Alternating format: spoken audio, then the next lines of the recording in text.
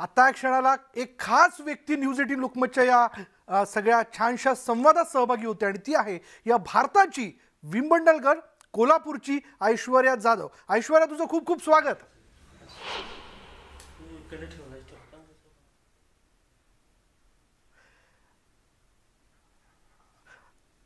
ऐश्वर्या, तुला माझा आवाज येतोय?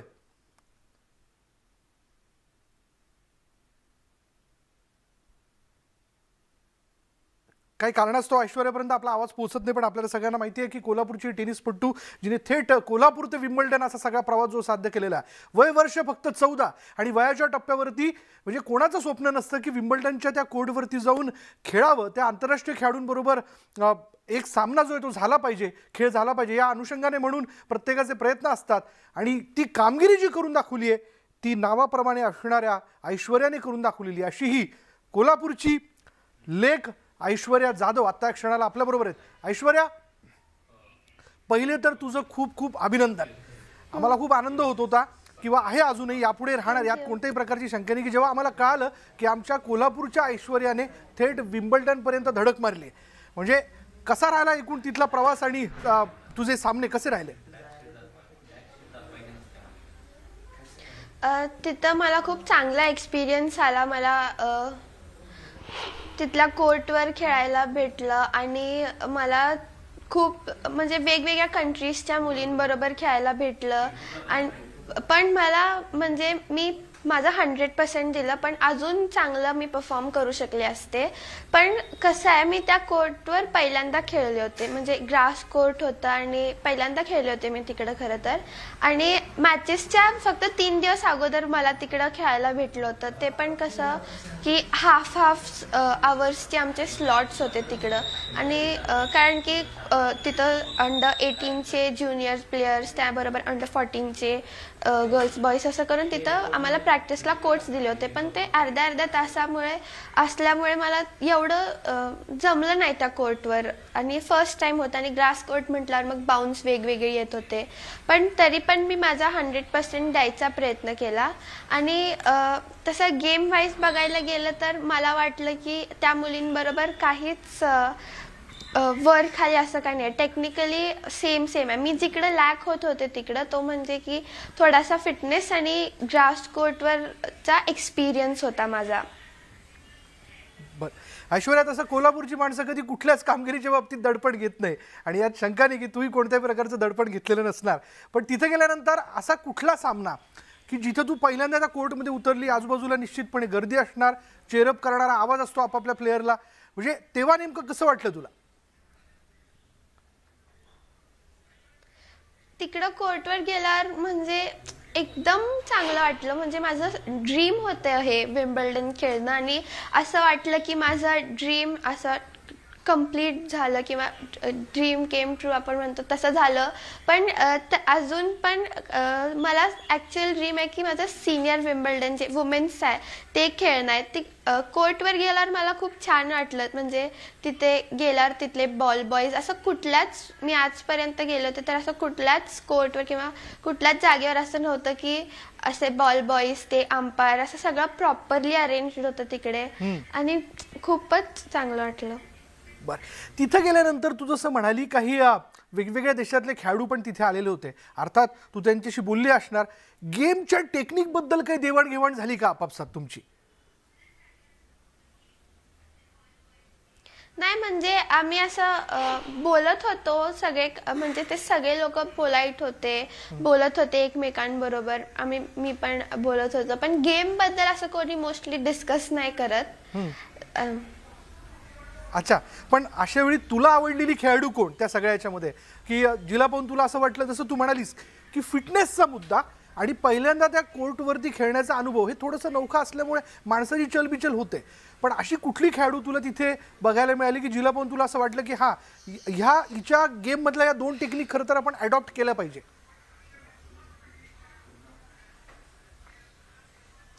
नाही, म्हणजे कसं आहे, त्या मुलींना म्हणजे त्या सगळ्याच मुली चांगल्या होत्या, म्हणजे टेक्निक वाईज आम्ही सगळे सेम होतो। फिटनेस मी लॅक होत होते थोडी, पण सगळ्यांचाच सेम होता, असं एक पर्टिक्युलर मुलगी मला आवडली किंवा असं काही नाही। मग आणि कोर्टचं पण कसं आहे की त्या सगळ्या मुली म्हणजे त्यातली एक मुलगी युरोपियन ग्रास कोर्ट चॅम्पियन होती, म्हणजे मी ज्याबरोबर खेळले होते. तर म्हणजे कसं सगळ्याच मुली सेम होत्या टेक्निक वाईज पण आणि फिटनेस, आणि त्यांना कसं ग्रास कोर्टचा एक्सपिरियन्स. रेणुका, या सगळ्या घडामोडींमध्ये आपल्याबरोबर आहे कोल्हापूरची विम्बल्डन गर्ल ऐश्वर्या जाधव. ऐश्वर्या, तुझं पुन्हा एकदा खूप खूप अभिनंदन. विम्बल्डनपर्यंत तू थेट धडक मारली आणि ही कामगिरी निश्चितच कोल्हापूरच्याच अगदी साध्या भोळ्या सर्वसामान्यांच्या भाषेत सांगायची झाली तर नातखुळा अशी ही कामगिरी होती. मला आता पुढल्या प्रश्नावर तुझ्याकडे यायचं आहे. तू जसं म्हणाली की टेक्निक सेम होती, फक्त काही वेळेला थोडंफार दडपण तिथलं कोर्ट बघितल्यानंतर येतं. याचं कारण असं की आपण तिथे सराव करून सरावलेले नसतो. बरं, 1, 2, 3 अशा 3 कोणत्या गोष्टी आहेत की या टूरमध्ये तुला तिथे गेल्यानंतर तुझ्या या वयोगटात तुला शिकायला मिळाल्या?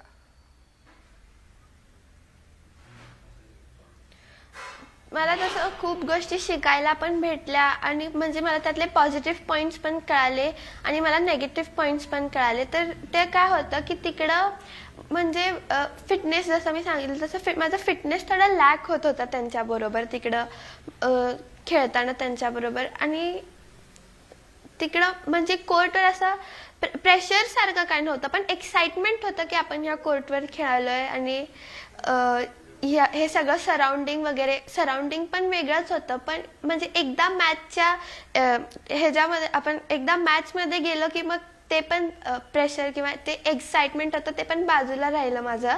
स्टार्टिंगला फक्त थोडं वाटलं, पण जेव्हा मॅचच्या फील्डमध्ये आपण जातोय तेव्हा तेवढं काही वाटत नाही. आणि मॅचमध्ये जे मला ॲक्च्युअल जे मला वाटलं की मी जिथं कमी पडले ते होतं फिटनेस आणि कोर्टचा एक्सपिरियन्सच. बरं, यात काही शंका नाही ऐश्वर्या की फिटनेस आणि काही टेक्निक या विषयाला तू लवकरच ओव्हरटेक करशील आणि पुढल्या याच्यात तुझी मॅच जी आहे ती तुझा जो सामना असेल, गेम जो असेल तो जोरदार असेल. पण या सगळ्या याच्यामध्ये तुझे कोल्हापूरचे कोच आणि तिथं गेल्यानंतर पुन्हा तुझ्या ज्या मुखर्जी मॅडम होत्या त्यांच्याकडनं तुला खास करून काय टिप्स मिळाल्या?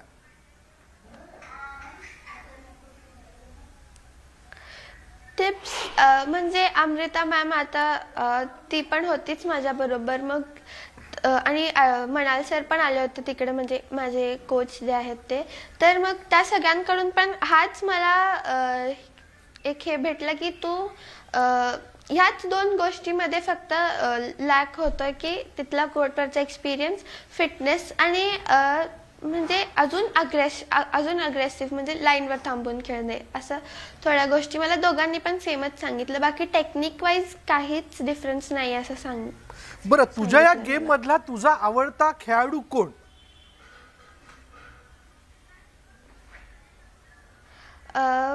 माझा आवडता खेळाडू वुमेन्समध्ये माझी आवडती जी प्लेयर होती ती सेरेना विल्यम्स आहे. आणि मेन्समध्ये म्हणजे मला तिघं पण आवडतात, रॉजर फेडरर, जोकोविच आणि नदाल.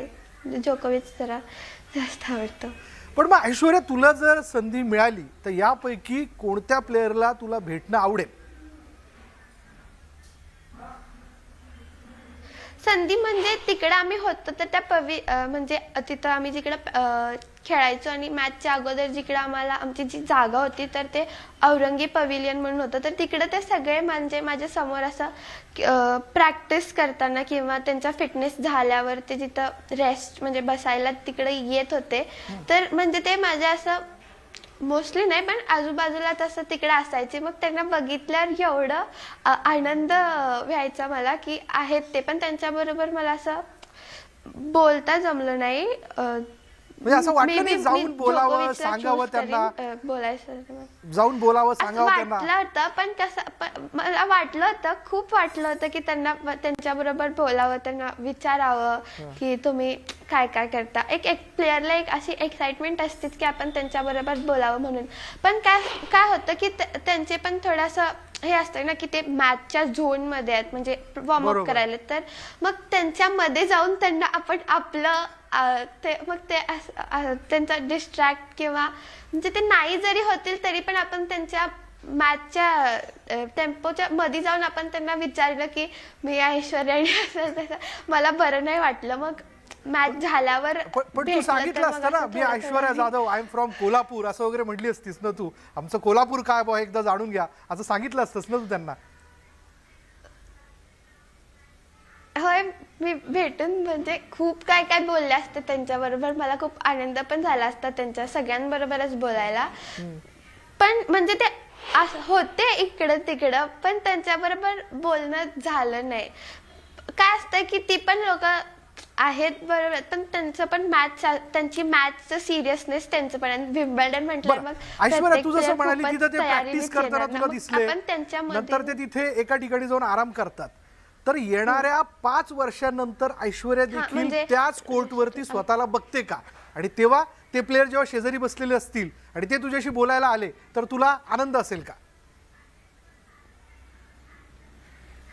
होय, म्हणजे आता नेक्स्ट प्लॅन तसाच आहे की म्हणजे वुमेन्स वगैरे खेळून विम्बल्डनला परत जायचंच आहे 4 वर्षांनी की आणि आवडेल मला परत त्यांच्यासारखं तिकडं त्यांच्यासारखं तिकडं राहायला, म्हणजे ते तिकडं जाऊन बसायला वगैरे.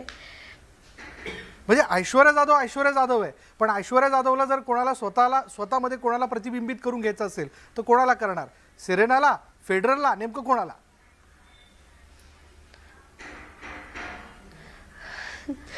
तसं अवघडच आहे सांगणं, कारण की सगळ्यांचं म्हणजे त्या चौघांचं पण आपलं एक वेगळंच लेवल होती. पण तरी मला सेरेना आवडेल, कारण की ती लहानपणापासून माझी इन्स्पिरेशन राहिली आहे. म्हणजे मी एकदम छोटी होते तेव्हा तिच्या मॅचेस सुरू असायच्या आणि लहानपणापासूनच मला ती आवडते. मग सेरेना. बरं, जाता जाता शेवटचा प्रश्न. कोल्हापुरात परतीचा प्रवास झालाय. विम्बल्डनच्या कोर्टमध्ये असताना, तिथे प्रॅक्टिस करत असताना कोल्हापुरातलं नेमकं काय मिस केलं?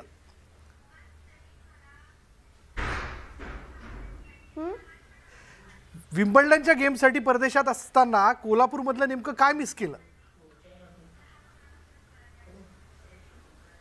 कोल्हापूर म्हणजे मी सगळ्यांनाच मिस करत होते, कारण की तिकडे गेल्यावर म्हणजे माझं ड्रीम होतं मी लंडनला जावं, विम्बल्डन खेळावं, बरोबर आहे. पण अपार्ट फ्रॉम दॅट मी म्हणजे माझं घर मिस केलं.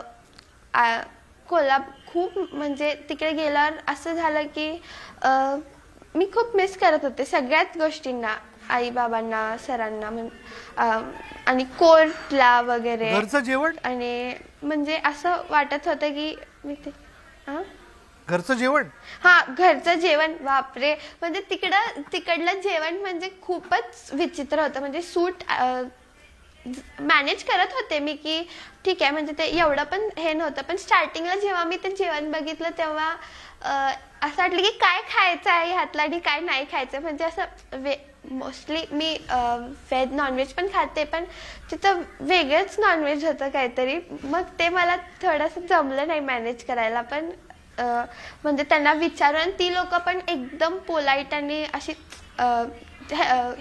हेल्प करणारी होती. मग त्यांना सांगायचे मी की असं असं आणि आय वॉन्ट दिस, मग ते मला तसं करून द्यायचे.